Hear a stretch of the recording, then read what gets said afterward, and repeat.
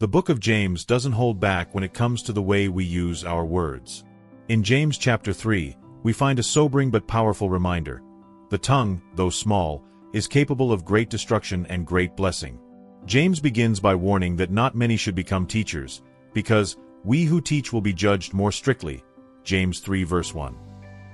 Why? Because our words carry weight. A careless tongue can mislead, wound, or even destroy someone's faith. But James doesn't stop at teachers. This is a call for every believer to guard what comes out of their mouth. He compares the tongue to a bit in a horse's mouth and a rudder on a ship, small tools that direct powerful movement. James 3 verses 3 to 4. In the same way, your words shape the direction of your life. Think about it. How many relationships have been built or broken by just a few words? James says the tongue is a fire, a world of evil among the parts of the body. It corrupts the whole body, sets the whole course of one's life on fire, and is itself set on fire by hell. James 3 verse 6. That's intense, but it's truth. The enemy loves to use our words as weapons against ourselves and others. We bless God one moment and curse people the next, people made in the image of God. Out of the same mouth come praise and cursing. My brothers and sisters, this should not be.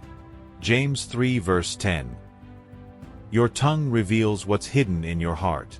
Jesus said in Luke 6 verse 45, "Out of the abundance of the heart the mouth speaks."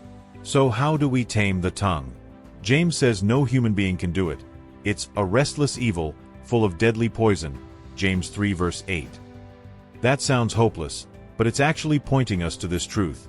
You can't tame your tongue without God. You need the Holy Spirit. You need your heart renewed and your mind transformed daily through God's Word. This isn't just about watching what you say. It's about surrendering your heart to the one who made you.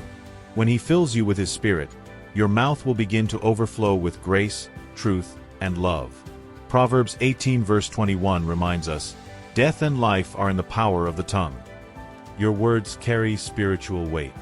They can heal or hurt. They can lift up or tear down. So before you speak, pause, pray, and ask, is this honoring God? Is this speaking life?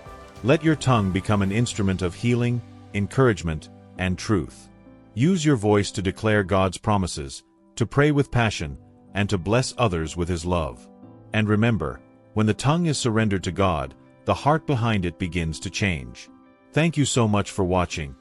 I truly appreciate you being here. If this video encouraged your heart or helped you grow in your faith, please give it a thumbs up and don't forget to subscribe to the channel. Hit the notification bell so you won't miss any upcoming prayers, devotionals, or Bible studies. I'm so glad we're on this journey together. Stay blessed, stay encouraged, and I'll see you in the next video.